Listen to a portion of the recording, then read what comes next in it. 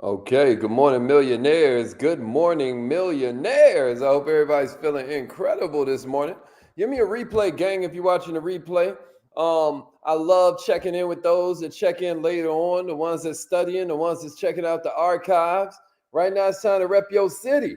What we want to know is not only what city you from, but what kind of business you have and how it makes money for people. What kind of business you have and how it makes money for people. Let's get it. You have something special. You have greatness in you. Hello, this is Les Brown, Facts. and you're in the right place at the right time because we're going to bring the millionaire out of you. Just hold on. Y'all ready? Let's go. Check in time, check in time. Please announce yourself. Oh, good morning. Good morning, good morning. All participants are muted. Entry and exit tones are off. Yeah, good morning, millionaires. I was talking to a buddy of mine yesterday, and we were just kicking it about the fact that like he was like, man, how do I get them to see that they ain't making no money? He was talking about like here was his brother, he's making $50,000 a year, and he's like, I was like, man, well that's not really any money in today's days and times, and he was like, yeah, how do I get him to see that? How do I get him to see that like he needs to come in and start a business with me, that he needs to enroll and register? And I let him know like this, like I'm about to let y'all know. Whenever you come with an agenda, you're a beggar. Whenever you come with questions, you're a servant. You get me? Everybody ducks a beggar, just like everybody loves a servant. It's so simple. Everybody ducks a beggar, just like everybody loves a servant. Now, everybody don't duck a beggar, right? You know, some of us, we give money to the homeless when we see them. And our whole goal is making sure that we are serving enough, that we are smiled upon, that we can earn some grace, right? But everybody don't think like us. For a lot of people, they duck beggars. If you come with your hand out, what you're going to get is a backside. You get what I'm saying? But let me tell you something. Everybody loves people that are there to just help them out. So, how do you become valuable? How can you guarantee that you're helping this person out? Well, you find out what they value. Somebody give me that in the comments. I need to find out what they value. Does that make sense to everybody? If I'm talking to this client, instead of me being so interesting, what I need to focus on is being interested. Does that make sense to somebody? Somebody give it to me. I need to find out what they value. And today, what we're going to talk about is 4 keys to asking questions that make money. Give it to me right now. Give it to me right now. Let's go. Let's go. Come on. I need to find out what they value. Good morning, Yolanda. Good morning, Patrienne. I need to find out what they value, Calorie. Let's go, Samaya. I need to find out what they value, Renee. Good morning. Good morning. Let's get it. Let's get it. I need to find out what they value, Monique. You know what I'm saying? I need to find out what they value, Miss Hill. Let's go, Ashley. I need to find out what they value. That's exactly right, Dr. Gabriel. Everybody always asks for the keys to success, but they don't realize that the question itself is a key. It's the question. The majority of us don't ask enough questions. And because we don't ask enough questions, we end up missing all these opportunities that we didn't have to. We end up missing opportunities to learn something new. We end up missing opportunities to form relationships that can change our life.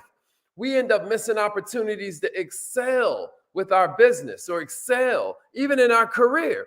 And little do entrepreneurs know, questions are the best way to uncover that next big venture, that next big opportunity, that next big strategic alliance. You get what I'm saying to you? It's all about questions. If you're looking for an idea that can take your business to the next level, if you're looking for an idea or a strategy for taking your career up a notch, just start asking questions. You never know when this question is going to end up producing the answer you've been looking for.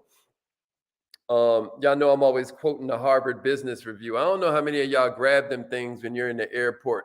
They'll have these magazines that collect all the best studies on a certain topic, right? And according to the Harvard Business Review, the reason that people shy away from questions is really a bunch of variants to it, right? Some people are just uncomfortable, right? They feel a little timid using their voice. These are the people that are usually nervous in nature, so to speak. They're afraid they're going to ask the wrong question and therefore get some kind of backlash, right? Other people are egocentric and they don't ask questions because they just don't give a darn about what nobody else is going through. They prefer to talk about themselves all the time, like we talked about yesterday. If you always talk about I, you might have a me problem. You get what I mean? You might have a self-absorption issue.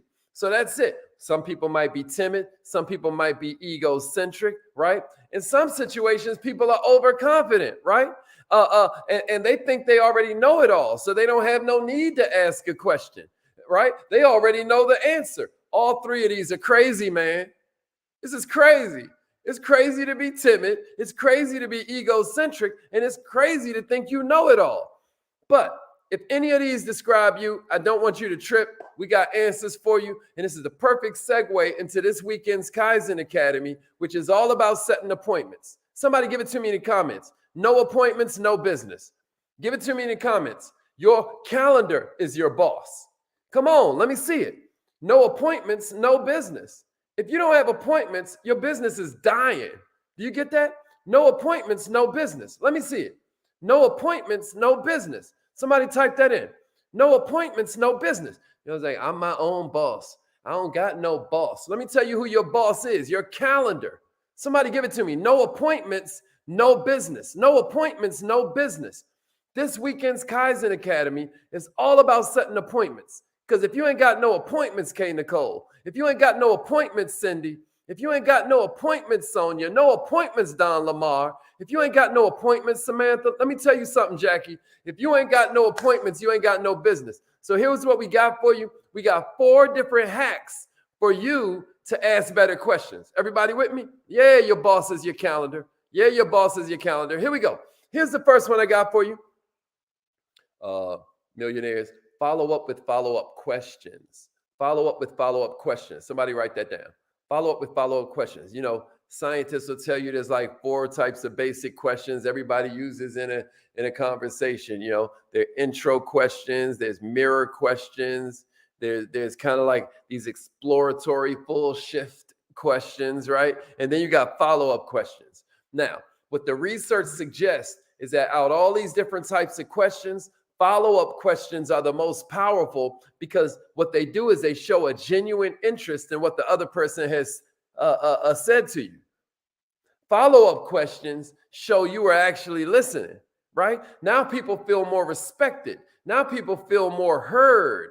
Now you're improving the relationship. Somebody say follow up with follow-up questions. And here's some good news for you.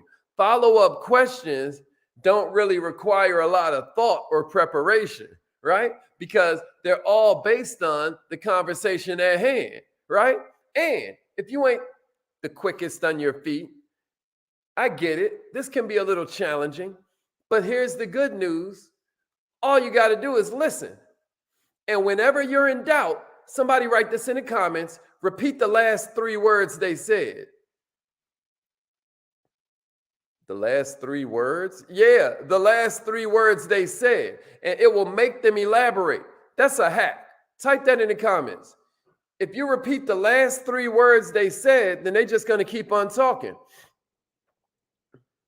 So if Samantha was to say to me, follow up with follow-up questions, I'd be like, follow-up questions? Right? Now I don't have to be all quick on my feet. Now I ain't got to be some master conversationalist. I can just say, follow-up questions, and let her talk for 10 more minutes. Somebody say, repeat the last 3 words. Repeat the last 3 words, right?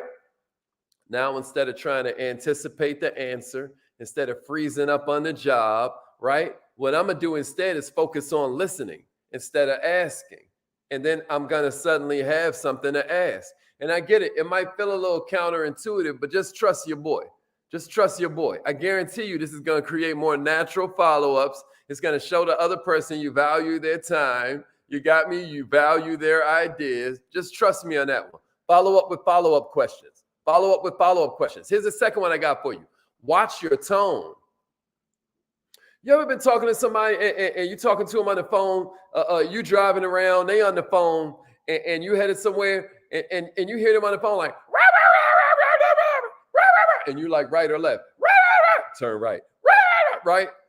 It's like the fact that they changed their tone communicated so much. The person on the phone probably barely heard it because they clearly aren't talking the same way they were talking to them. So talking to them, they're like,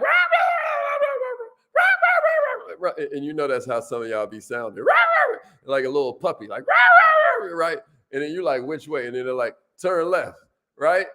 And that tone just did it all. The reason I'm sharing that with you is when you're nervous, it comes out in your tone. When you're feeling aggressive, it turns out in your tone. And the reason I'm bringing this up today, as we're talking about asking questions, is that studies show that when you ask questions in a casual manner, then people answer in a casual manner. If you ain't all uptight and nervous, then they don't feel like they divulging critical information or some crap. There's another little vibe for you, man.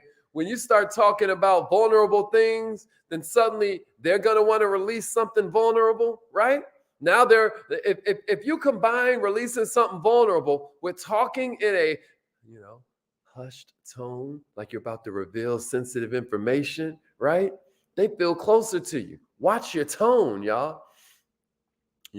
Same principle applies to questions that ask people that where you appear like you're nervous. Somebody write this in the comments. Yeah, Dr. Marilyn, I'm glad you caught that, Queen. Write this in the comments, somebody. Write this in the comments. Whenever you're feeling like kind of nervous, when you're add this. I'm just curious. Somebody type that in. I'm just curious. If you say I'm just curious before anything, you can soften the blow. I won't go into all the different types of questions you can ask, but you get it. If you're in the Kaizen Academy, we have a whole class called Questions Are the Answer. If you ever want to do a deep dive, if you ever want to do a master class on this subject. But all I'm telling you right here is that when people believe that they were able to change their answers because you're so relaxed, you ain't all uptight and anal and stiff, they're less hesitant in their responses, right? Keep it casual and you're probably going to have a way better conversation, right? Give it to them. I'm just curious. Give it to them. I'm just curious. That's right, TL. I'm just curious. Here's the third thing I got for you. Pay attention to the order. Like if you walk into a room and it's super tense, then you probably want to start with the most difficult stuff first. Because it's like the tension's all heightened. Like, nah, bro, what we here for, right? So you want to hurry up and get to it. And if you hurry up and get to it, then, people are more likely to open up, right? If you give it to them in decreasing intrusiveness.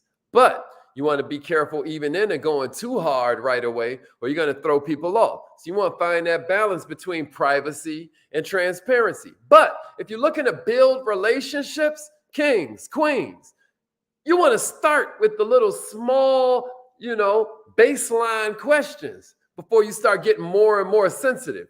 Because most research shows that if you start off with this simple structure, then what you'll do is you'll fast forward the bonding.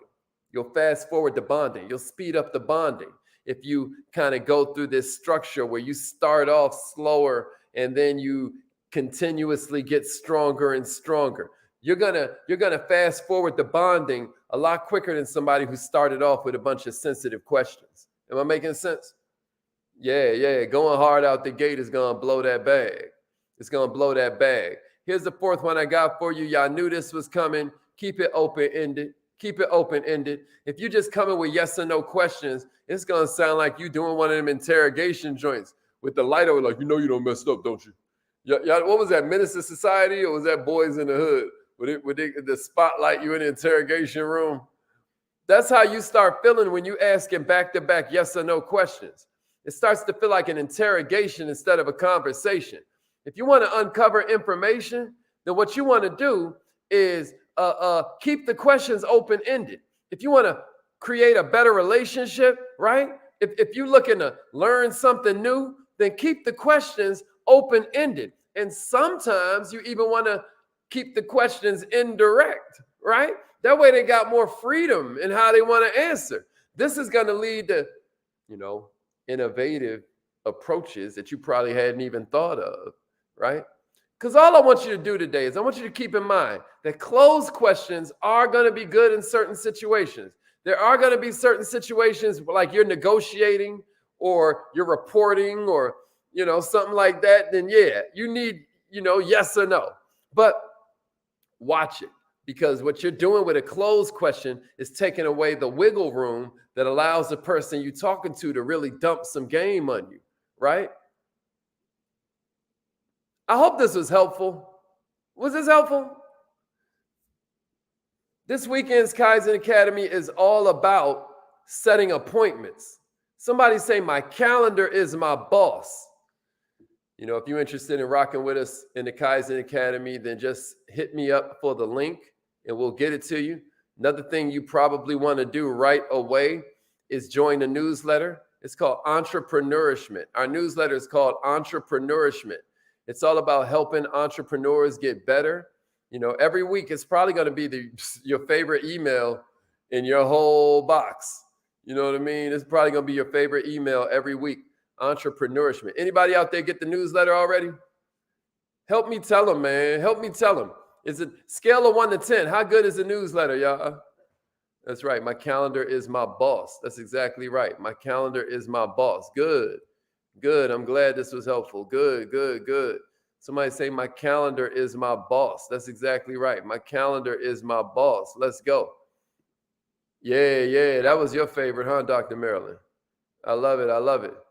Yeah, exactly. The newsletter is at 10. Let's get it. So go to millionaireminded.com, join the newsletter list. Now we're about to do our affirmations, everybody. Hope this felt good to you. Repeat after me. Say it like you mean it. You got to take your cool off. You got to put some energy in motion. You know what I'm saying? Put some emotion.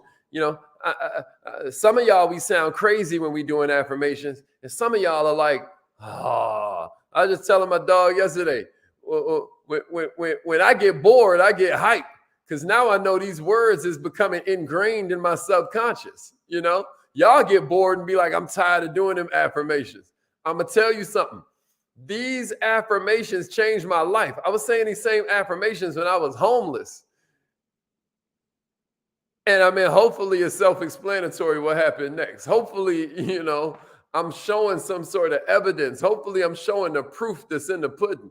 Hopefully I'm showing the pudding that contains the proof, But I'm telling you, it's all about affirmations. It's all about you telling yourself something powerful, something that you barely even believe yet. What I'm telling you is you don't even have to believe the affirmations for them to come true. There is power of life and death in the tongue. You hear what I'm saying to you? Repeat after me. Say it like you mean it.